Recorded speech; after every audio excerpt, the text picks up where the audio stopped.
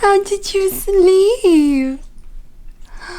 Oh, let's get up, okay? Good morning, guys. Welcome to today's vlog. I have Greyson with me. He looks really grumpy because he's like, Mom, I'm tired and I want my bottle. I do want to sit down a little bit later and talk to you guys because I actually have so much to talk to you about, and some are good things, some are not so good things, but I just want to be honest and real with you. So a little bit later, I'm going to go ahead and sit down and talk to you. But right now I have a load of Greyson's laundry going, and I have just made my oatmeal, so I need to eat my breakfast and then feed this little cutie. And I actually have to tell you guys, today is February 24th. When you're watching this, it will not be February 24th, but today, as I am recording this, it was a year ago today that I found out that I was pregnant with this little boy.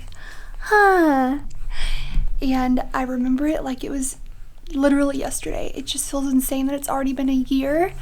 I was so nervous. I waited until Kevin left to take a test, and I just did one of those little pregnancy test strips to start out because I had a lot of those. So we were trying, and so I waited till Kevin left. I was having pregnancy symptoms, and actually I was not on YouTube during this time, so I did not really necessarily document this, but if you would like, I can film a video on how I knew I was pregnant before I found out I was pregnant. So let me know if that would be something you're interested in. I just remember the anticipation and that feeling of taking that test. It was just insane, and I cannot believe it's already been a year. It's crazy. After I found out I was pregnant, I wanted to surprise Kevin when he came home on his lunch break. And so I did the only thing I could think to do and ran to the mall, bought some little white Converse that we have still, and Target, and got a little cute little tag, and the rest is history. My perfect boy. Oh, he's like, Mom. But right now I'm going to give him his bottle, and then it is time for his first nap, and that is when I'm going to get things done. Maybe I'll clean the bathrooms. Hopefully I can get some editing in. We will see.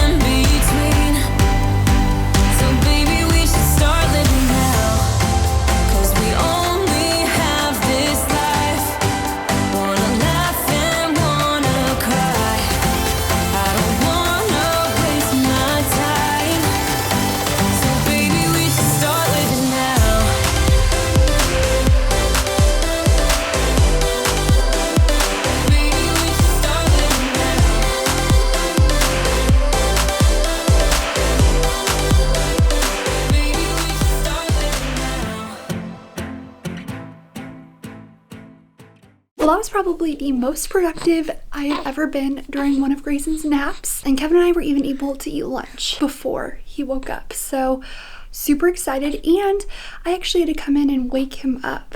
Like, he didn't wake up, so he cried a couple times, but that's just because of his pacifier, but he seriously slept that entire time.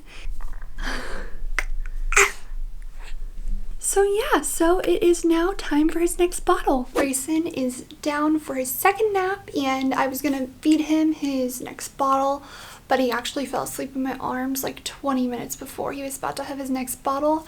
So I'm just going to listen to him and let him sleep for as long as he needs.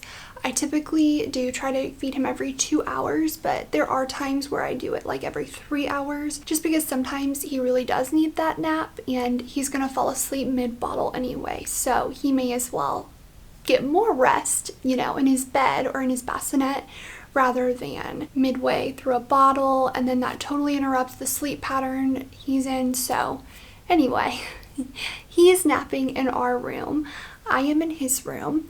And I wanted to take this time to talk to you guys because I feel like I have so much to talk to you about and I really don't even know where to begin. I even wrote it in a list in my notes on my phone because I was like, okay, I don't want to leave anything out and there's some really important stuff to talk about. Here we go. So the first thing is sleep regression struggles.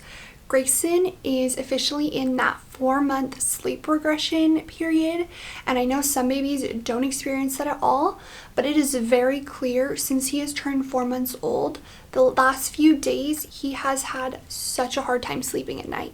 He wakes up in the middle of the night like every few hours, and he'll wake up and he'll be really fussy, and you know, I'll calm him down, give him his pacifier, he goes back to sleep. And this is the same boy who has slept through the night like since week 12.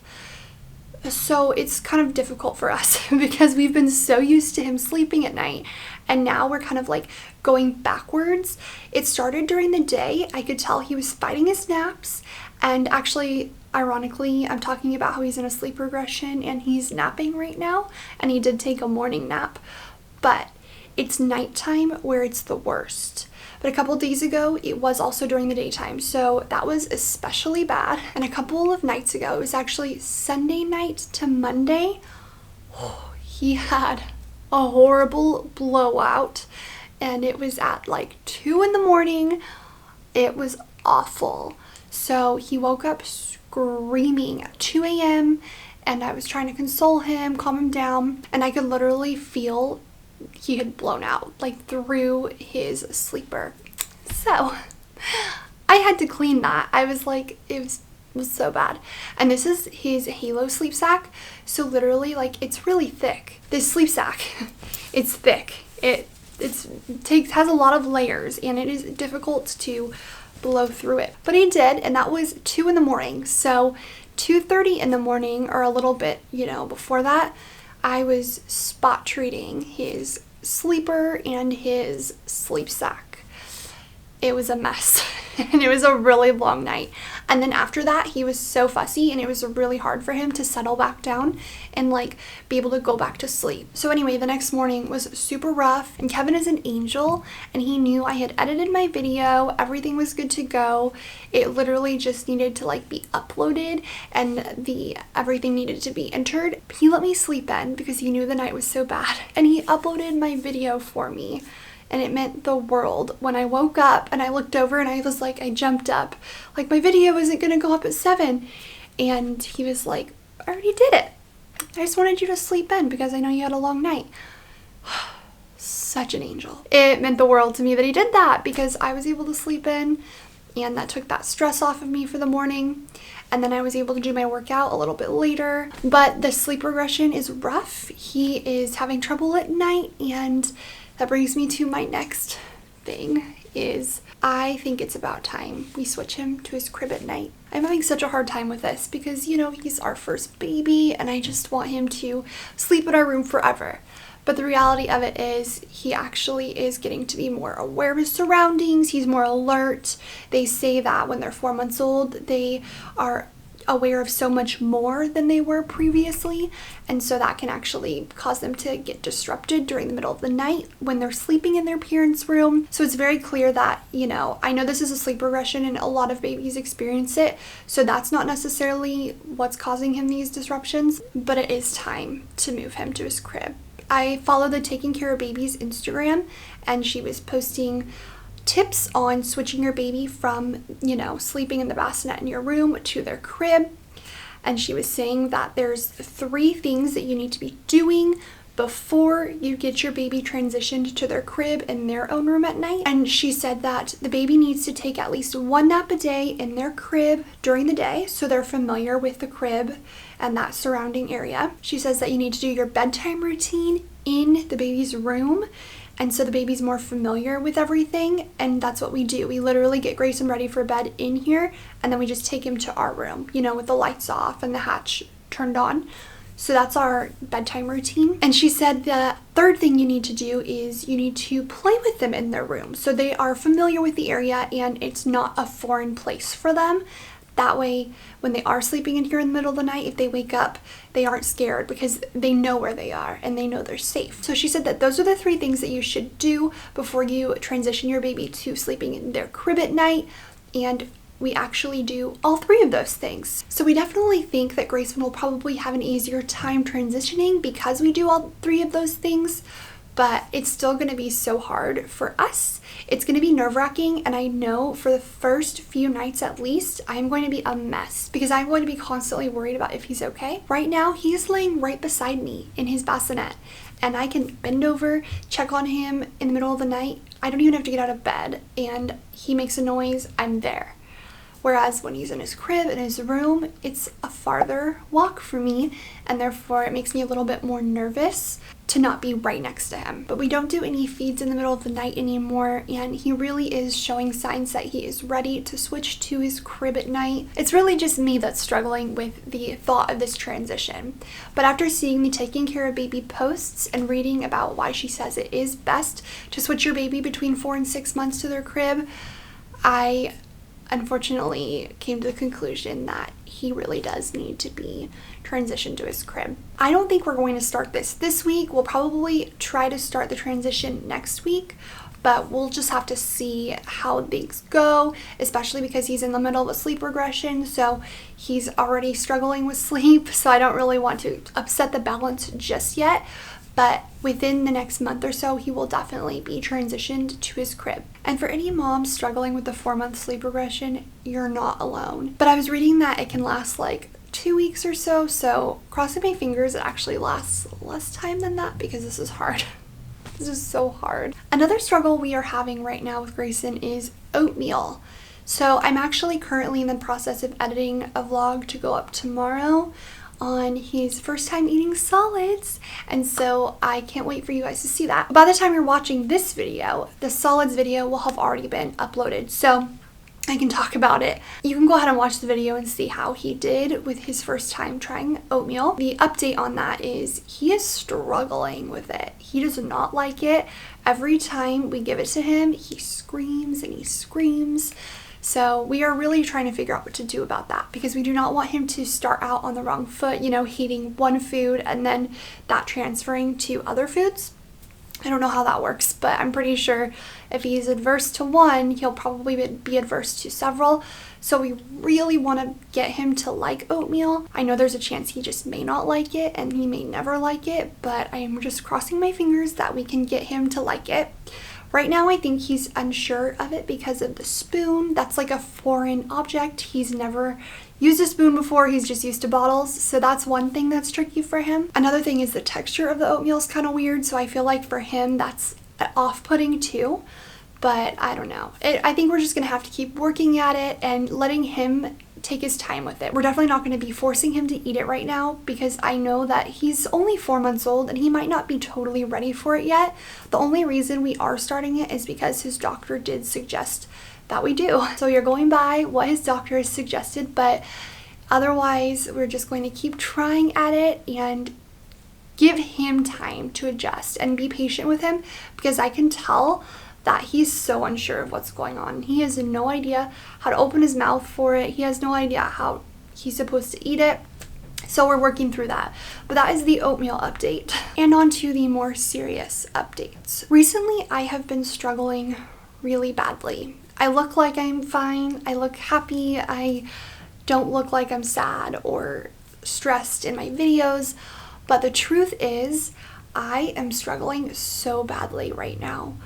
I am struggling with postpartum depression and postpartum anxiety, And it's really hard for me to admit that because that is something that, people feel like they should be ashamed of. And I thought I should be ashamed of it, but the truth is you should not be ashamed of it. It is completely normal, and it is something a lot of people actually do struggle with. The reason I came to the realization that I am currently struggling so badly with this is actually because of a couple reasons. So first off, I will say that the last few months I have had the worst shortness of breath. Like, horrible shortness of breath, very similar to when I was pregnant.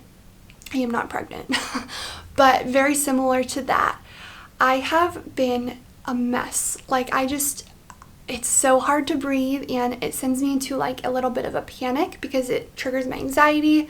So anyway, that has not been fun, and I have tried so many different things. I thought that it was allergies. I have thought that it was asthma, which it still could be a little bit of allergy-induced asthma. So that's another thing, but I got tested for COVID. I thought it might be my sinuses. Like, there were so many different things that I thought it could be. But then it occurred to me that this was only getting really bad when I was overwhelmed, stressed out, anxious. And so then I started to put the pieces together and realize that this is anxiety. And it is hard. Anxiety is so hard to deal with.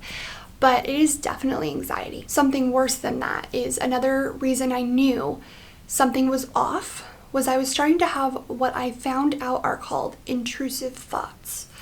And you may be wondering what an intrusive thought is, and that is just a thought that can be something very uncomfortable, something outside of your nature that you would never normally think about, and you've never thought anything like that before, and you're having these weird thoughts because it's not something you would normally think about. I was having some intrusive thoughts, and I just want to start out by saying I seriously thought that something was psychologically wrong with me. I started to worry about my mental health. I started to worry that there was something deeper going on. I just had no idea what was going on, and it was really freaking me out. If I'm being 100% honest, it was freaking me out. I didn't know what was going on. And so anyway, the whole thing started with the shortness of breath. The shortness of breath would get worse whenever I was overwhelmed, stressed out, or anxious. Then it progressed to intrusive thoughts.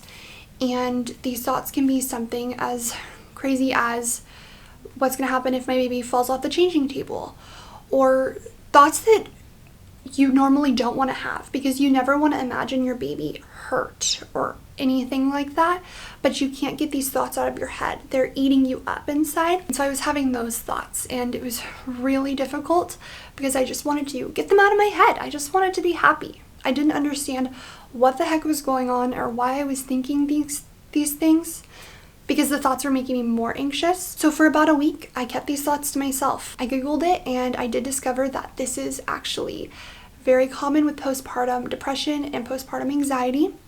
And so I felt comforted knowing that this is definitely something related to that. But then I was also struggling because I was keeping that inside. I was not telling anybody about this. I felt crazy. Like, I felt like nothing made sense to me. And I didn't understand why I was thinking these things, And so I told Kevin about it. I opened up to him actually on Valentine's Day and just expressed to him what I was going through, and I'm so glad I did because he was so supportive and encouraging, and I just was, crying to him honestly about what I was struggling with and how it was so hard. I could never, ever, ever handle anything happening to him or to Greyson, but these thoughts were just like eating me up inside. And so it was really hard, and he held me. He told me he was going to be okay. He was very supportive, and he let me talk to him about it, and I really needed that. And I think at the time before I told him, I was so afraid of him judging me and him feeling like, I was a weirdo. The truth is, telling him was the best thing I could have done because it helped me get a little bit of weight off my shoulders. And now that doesn't necessarily mean that I'm all better. I've noticed that there are good days and there are bad days. And yesterday, I had such a good day. I was so happy. I even said out loud, I audibly said, I'm so happy. And it was true. I don't necessarily understand why, Monday and Tuesday, I was just like so happy, but I was. And then fast forward to today. I'm happy. I am happy. But I'm also struggling a little bit with the shortness of breath. I can tell my anxiety is bad, and I know that's for a few reasons. I mean, I have quite a few different things to do, and on days where I have more to do and I feel like the to-do list is never ending, I'm more anxious. But I do want to say, I just had to open up to you guys about this because I felt like I was alone. I felt like this was something that was only affecting me. I looked at other people and I was envious that they weren't dealing with intrusive thoughts. They weren't dealing with postpartum depression and anxiety. They were just living their lives. But the truth is, I don't know how they truly are feeling emotionally. We only see what's on the outside. But that's why I wanted to tell you guys this, because honestly, if I look like I am just happy every day, I have everything together, I do not. I definitely do not. And I also do think that a big part of this is the fact that we pretty much don't leave our house because we're trying to be very precautious with COVID and with Greyson. So I could probably count on my hands the number of times that I have left the house like in the past 6 months, because that's just how little we leave. So that can definitely affect your mental health, as well as I barely go outside because I'm working, I'm filming, I'm taking care of Greyson. We're inside all day, every day. I don't see sunlight except for through the window. So that's another thing that made me realize I need to get outside, because getting outside is actually really good for your mental health, your physical health. And then another thing too is this pandemic. This pandemic has not been easy for anybody. We have been going through it for literally almost a year now, or over a year now. It has not been easy. And so that's another thing that we have to remind ourselves is this is not the norm.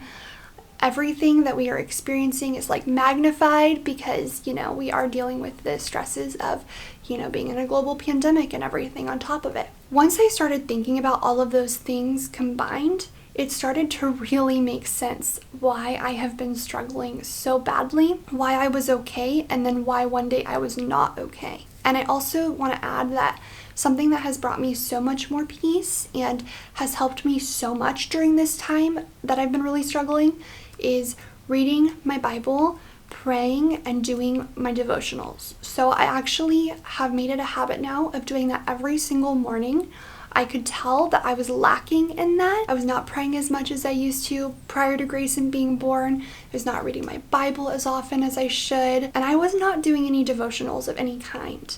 And that really needed to change. So once I made that change, I immediately felt so much relief. I felt a weight lifted off of me. I felt like, God's in control and this is going to be okay. This is just one of the trials that I'm going to be put through, and I can get through it. I have a wonderful support system, and God's got me. So that is something that I am reminding myself during this time as well. But if you are struggling with postpartum depression or anxiety, or both, I highly encourage you to talk to somebody about it, whether that be your doctor, a therapist, your spouse. Talk to somebody about it because it will help you feel that you're not alone, because you're definitely not. There's a lot of people that struggle with this that are too afraid to admit it or too ashamed to admit it. And I think that's a stigma that we definitely need to change because it is normal. Becoming a mom has so many unknowns involved. And there are just so many things that happen. The second that you get that positive pregnancy test, your life changes before your baby is even born. 1 year ago today, I found out I was pregnant.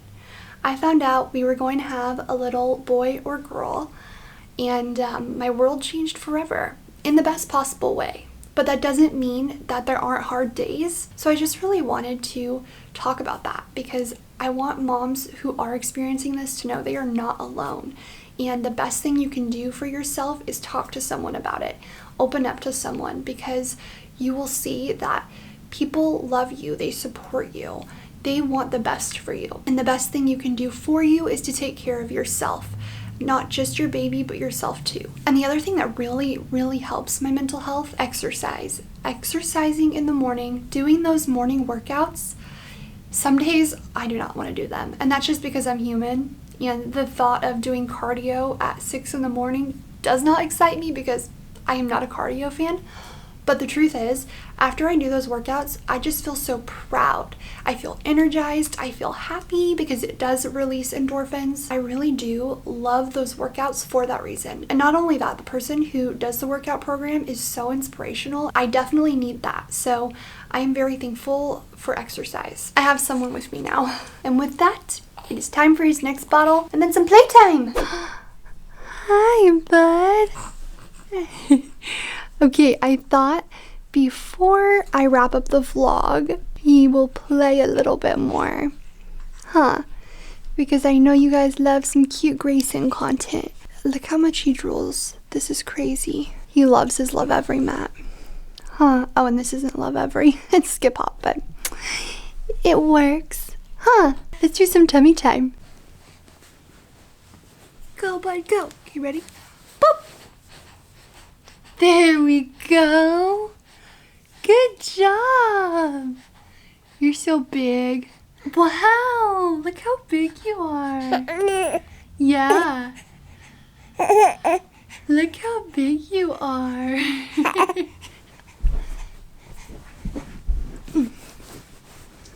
Look how big you are. Oh my goodness.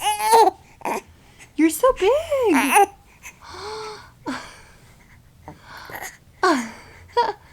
There you go. Here. Okay, ready? Ready? Boop, boop, boop, boop, boop, boop. Boo! You did it! Okay, ready? 1, 2, 3. Boop!